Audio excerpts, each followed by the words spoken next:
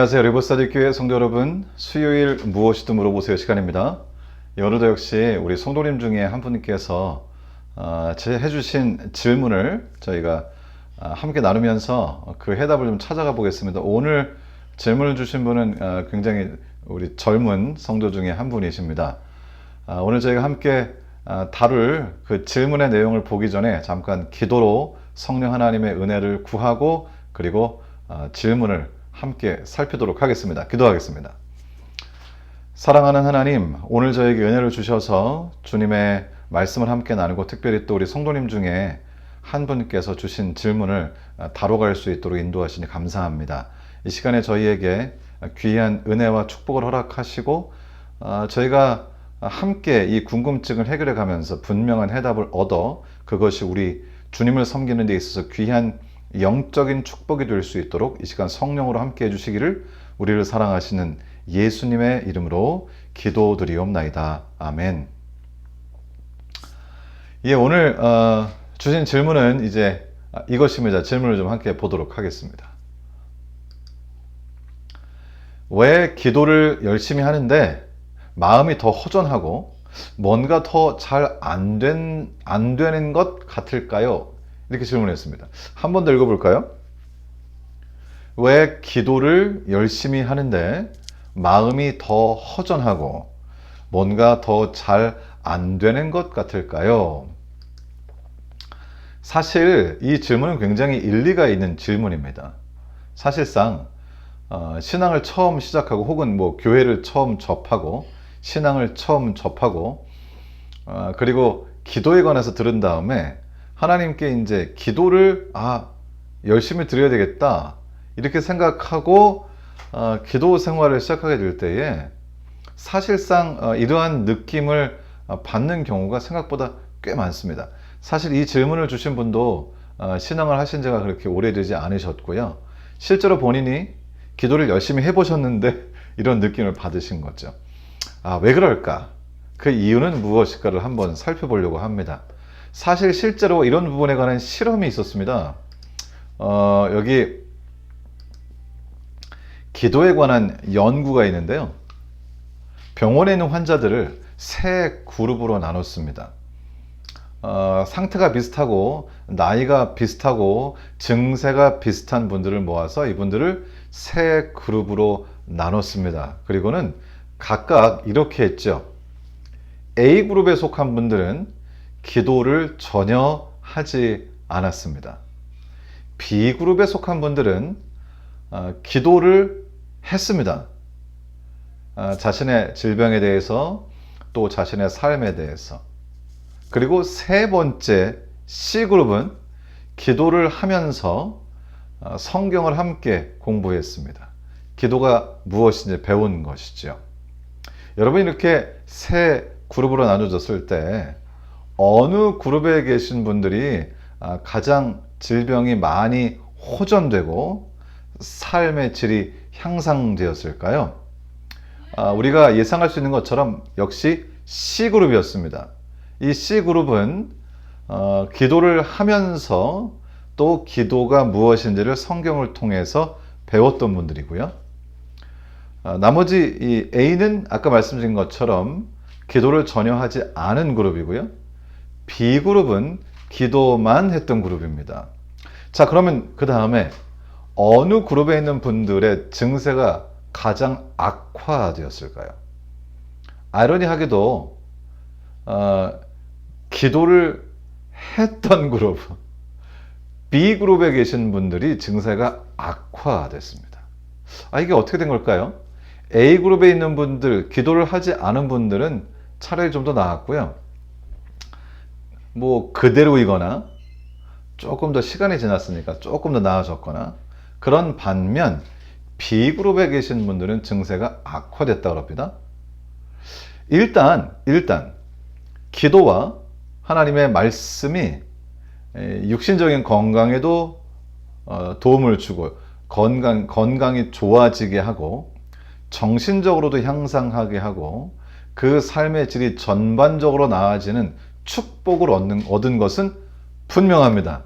그러니까 기도가 효과가 있었다는 일종의 과학적인 증명이라고 할까요? 그런데 여기서 지금 우리는 왜 기도를 했던 B그룹의 사람들이 더 증세가 악화되는 것을 경험했을까? 궁금증을 갖게 됩니다. 왜 그랬을까요?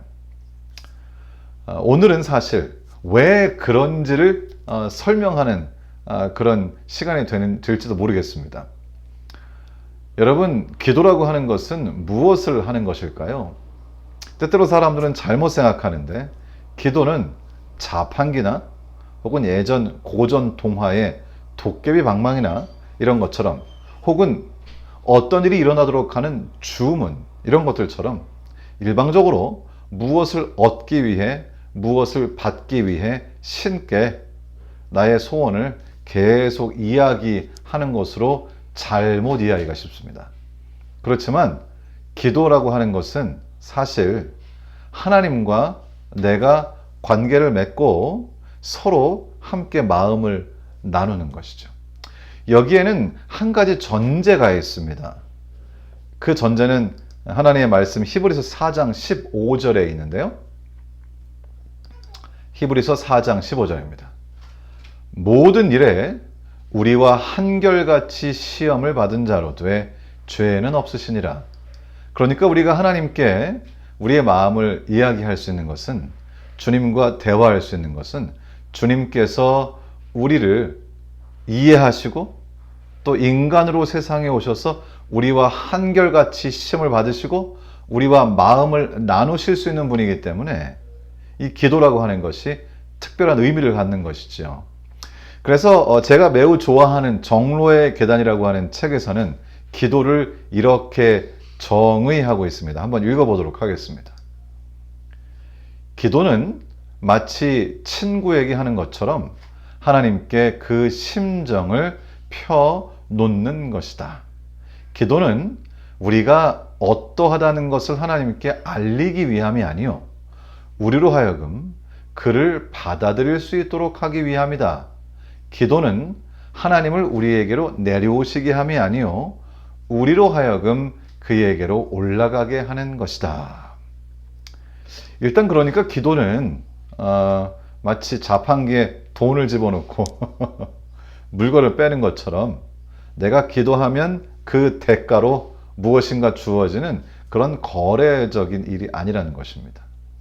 기도라고 하는 것은 하나님과 대화하는 것이죠.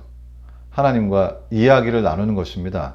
그래서 여기 묘사하신 것처럼 마치 친구에게 하는 것처럼 하나님께 그 심정을 펴놓는 것이다.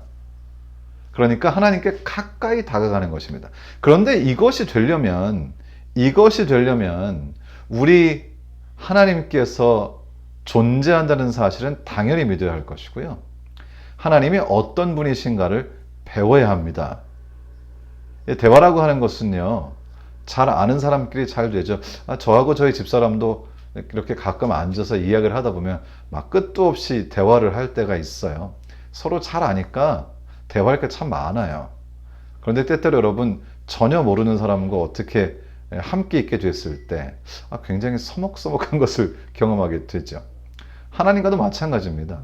만일에 내가 하나님에 대한 이해가 없고 하나님의 존재를 믿지 않고 주님과의 관계를 경험하지 못했다면 마치 그것은 전혀 모르는 낯선 사람 앞에 너무나 어색하게, 때로는 조금 두렵게 있는 것이겠지요. 혹은 만일 하나님의 존재를 사실상 마음으로 믿고 있지 않다면 마치 벽에다 대고 이야기하는 것과 마찬가지죠. 벽에다 대고 이야기하고 나면 기분이 좋은가요? 굉장히 허무하지요. 이상하지요. 마음이 좀 허탈하지요. 어쩌면 우리가 정말 우리 주님께 기도하는 것을 통해 기쁨을 얻기 위해서는 주님을 아는 것이 필요합니다. 그러니까 우리의 기도 생활이 정말 축복이 되기 위해서는 주님을 알아야 합니다. 어떻게 할까요? 말씀을 통해서 할 수 있습니다. 하나님의 말씀을 통해 주님을 알아가고, 그리고 주님과 관계를 형성하고 주님과 대화하면서 주님과 친밀한 관계를 통해 우리는 주님께 나아가게 되는데, 바로 그 기도가 우리를 주님께로 올려드리는 것이라고 말합니다. 좀 전에 읽었던 부분 뒤쪽을 좀 읽어볼까요? 세 번째 줄 오른쪽부터 읽겠습니다. 우리로 하여금 그를 받아들일 수 있도록 하기 위함이다. 기도는 하나님을 우리에게로 내려오시게 함이 아니요 우리로 하여금 그에게 올라가게 하는 것이다. 그러니까요. 이 기도라고 하는 것은 말이죠. 우리 주님을 믿는 마음이 있어야 하는 것입니다. 주님의 존재를 믿고 주님의 보좌 앞으로 가까이 나가고자 하는 그런 마음을 가지고 주님께 가까이 다가가는 것이 기도지요. 마치 저하고 저희 아들이 좀 멀리서 만났어요. 그러면 점점 가까이 와서 아주 가까이 와서 저와 제 아들이 이렇게 대화를 하는 것처럼 어깨 동무를 하고 함께 친밀하게 이야기를 하는 것처럼 그렇게 주님과 함께 이야기를 하기 위하여 주님의 보호자에 가까이 나아가는 것이 기도라고 하는 것이죠. 그래서 성경은 이렇게 말씀하십니다. 히브리서 11장 6절인데요. 하나님께 나아가는 자는 반드시 그가 계신 것과 또한 그가 자기를 찾는 자들에게 상 주시는 이심을 믿어야 할지니라. 그러므로 진정한 이 기도의 경험은 우리 하나님께서 계시다는 사실을 믿고 그분을 찾는 사람들에게 상 주시는, 그러니까 좋은 것을 주시기를 원하시는 분이라는 사실을 알게 될 때 우리의 기도의 생활이 진정으로 큰 축복이 된다고 하는 것입니다. 성경은 이렇게 주님에 대해서 말씀하시죠. 로마서 8장 32절입니다. 자기 아들을 아끼지 아니하시고 우리 모든 사람을 위하여 내어주시니가 어찌 그 아들과 함께 모든 것을 우리에게 은사로 주시지 아니하겠느냐. 바로 이 사실을 우리가 진정으로 깨닫게 될 때에 우리의 기도 생활이 달라지는 것이죠. 우리의 기도 생활이 달라지는 것입니다. 그래서 이 부분에 대해서 정로의 계단 역시 같은 책이 이렇게 설명해 주고 있습니다. 당신의 자녀 중에 지극히 작은 자가 당하는 어떤 재난이나 그들의 심령을 괴롭게 하는 어떤 근심이나 기분을 좋게 하는 어떤 기쁨이나 입술에서 새어나오는 어떠한 진정한 기도라도 우리의 천부께서 그것들을 못 본 채 하시거나 거기에 직접으로 관심을 두시지 않으시는 것은 하나도 없다. 그는 상심한 자를 고치시며 저희 상처를 싸매시는도다. 그래서 사실 우리가 개인적으로 주님께 기도할 때는요, 너무 예의를 차리기보다는 나에 있는 마음을 친구에게 하는 것처럼 다 열어서 이야기하는 것입니다. 하나님이 모르시기 때문이 아니고요. 그걸 통해서 내가 마음을 열어야 그 열린 마음에 우리 주님께서 비로소 역사하시고 좋은 선물들로 축복하실 수 있기 때문에 그렇습니다. 그래서 우리의 기도 생활이 진정으로 그 최고조 충만함의 축복으로 다가오기 위해서는 우선 우리 하나님께서 계심을 믿고 그 하나님께서는 아들 예수 그리스도까지도 우리의 구원을 위하여 아끼지 아니하시고 주신 분이기 때문에 모든 것을 주시기를 원하시는 분이며 우리의 기쁨 또 우리의 슬픔 모든 것을 듣기를 원하시며 그 모든 것에 관심을 기울이시고 상심한 자를 고치시고 또 상처를 싸매시는 그런 분이라고 하는 사실을 우리가 믿게 될 때에 비로소 우리의 기도를 통하여 우리는 놀라운 축복을 얻는 것입니다. 제가 그냥 말씀으로 드리는 것이 아니고요. 저 개인의 삶을 통해서 그런 경험이 너무나 많기 때문에 여러분도 그런 경험을 꼭 하시게 되기를 우리 주님 예수님의 이름으로 축원합니다. 그래서 이렇게 하라고 역시 성경절들을 통해서 정로의 계단은 우리에게 이렇게 하라고 설명해 주고 계십니다. 참 좋은 책이죠. 그대들의 소원과 기쁨과 슬픔과 염려와 두려움을 하나님 앞에 내어 놓으라. 그대들은 그를 괴롭게 하거나 피곤케 할 수 없다. 그대들의 머리털까지 세시는 그는 당신의 자녀들의 요구에 대해서 무관심하시지 않으신다. 주는 가장 자비하시고 긍휼히 여기시는 자신이라. 우리가 아무리 주님을 피곤하게 할 것처럼 정말 사람이었다면 정말 피곤해 할 거라고 생각하는 정도로 하더라도 우리 하나님은 결코 피곤하지 않으시다고 말씀하십니다. 주는 가장 자비하시고 긍휼히 여기시는 자라고 야고보서 5장 11절에 말씀하고 계세요.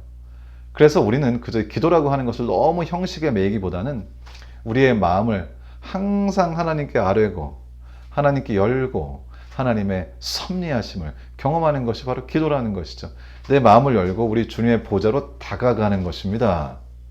그럴 때 우리의 마음을 정말 탈탈 털어서 아무 염려도 남지 않을 때까지 내 마음을 다 주님께 털어놓게 될 때에 우리 주님께서는 이 열린 마음에 놀랍게 역사하시는 것이죠. 우리가 주님께 기도하고 주님과 이러한 교제를 지속하게 될 때에 어떤 결과가 나오는가? 신명기 12장 7절은 우리가 주님 앞에 이렇게 되기를 주님께서 원하시다는 말씀이 있습니다. 신명기 12장 7절입니다. 너희 하나님 여호와 앞에서 먹고 너희 하나님 여호와께서 너희 손으로 수고한 일에 복 주심을 인하여 너희와 너희 가족이 즐거워할지니라. 우리에게 염려가 있다면, 근심이 있다면 탈탈 털어서 하나님께 다 맡겨드리고 우리는 주님 앞에 즐거워하고 우리의 수고한 일에 복 주심을 인해서 주님 앞에 즐거워하는 것, 그것이 우리가 할 일이라고 말합니다. 제가 짧은 시간에 이 기도라고 하는 것에 대해서 정말 다 말씀드릴 수는 없지만은 혹시 내가 기도 생활을 열심히 하려고 이제 결심을 하고 하는데 이상하게 왜 이렇게 기도를 할수록 뭔가가 잘 안 되는 것 같을까라는 생각이 혹시라도 드신다면 그 기도 생활과 동시에 우리 주님을 아는 일에 초점을 한번 맞춰보시기 바랍니다. 우리 주님이 어떤 분이신가를 깨닫는 일에 여러분의 시간을 함께 투자해 보시기를 바랍니다. 그리고 우리 주님께서는 항상 때로 우리에게 큰 축복을 주시기 위해서 그 축복을 주었을 때 감당할 수 있을까? 라고 하는 것을 아시고 싶으셔서 때로 우리가 좀 어려움을 지나가도록 하시기도 하죠. 물론 이 세상은 죄된 세상이고 우리가 아무리 복을 많이 받아도 우리는 이 땅에 발붙이고 있고 예수님은 아직 재림하지 않으셨기 때문에 물론 한계가 있습니다. 예수님이 재림하실 때 이제 모든 것이 또 재림하시고 삼림하시는 것을 통해서 모든 것이 제자리에 돌아가겠지만 이 죄악된 세상 안에서도 기도를 통하여 우리의 마음을 하나님께 완전히 드리게 될 때에 우리는 이 죄된 세상 속에서도 하늘의 공기를 마시면서 살 수 있습니다. 우리 주님께서 여러분에게 그러한 귀한 축복을 허락하시기를 우리 주님 예수님의 이름으로 축원합니다. 감사합니다. 제가 잠깐 기도하고 오늘 무엇이든 물어보세요 시간은 줄이도록 하겠습니다. 우리를 사랑하시는 거룩하신 아버지, 오늘 저희가 기도에 대해서 살펴봤습니다. 짧은 시간이고 간단하게 살펴봤지만은 그러나 하나님, 저희가 기도와 더불어 우리가 입술로 기도하는 것과 더불어 하나님을 아는 일에 우리가 정말 최선을 다하고 시간과 에너지를 쏟아야 한다는 사실을 깨닫게 됩니다. 내가 알지도 못하는 사람에게 내 마음을 털어놓기는 어려우니까요, 주님. 주님, 저에게 은총을 베푸시사 우리가 기도함과 동시에 하나님이 어떤 분이신가를 아는 일에 최선을 다하게 하시고 내가 아는 그 하나님, 내가 깨달은 그분, 나를 사랑하시는 그분의 성품, 우리 주님의 그 놀라우신 은혜, 이것들을 마음에 깨달으면서 그분께 나 자신의 모든 것을 드림으로 내 속에 역사하시는 주님을 경험하도록 하나님 도와주시옵소서. 오늘도 함께 하신 주님께 감사하며 우리 주님 예수님의 이름으로 기도 드리옵나이다. 아멘. 감사합니다. 좋은 저녁 되시고요. 내일 또 내일은 이제 어둠이 빛을 이기지 못하리라. 그 주제를 가지고 여러분을 찾아뵙도록 하겠습니다. 감사합니다.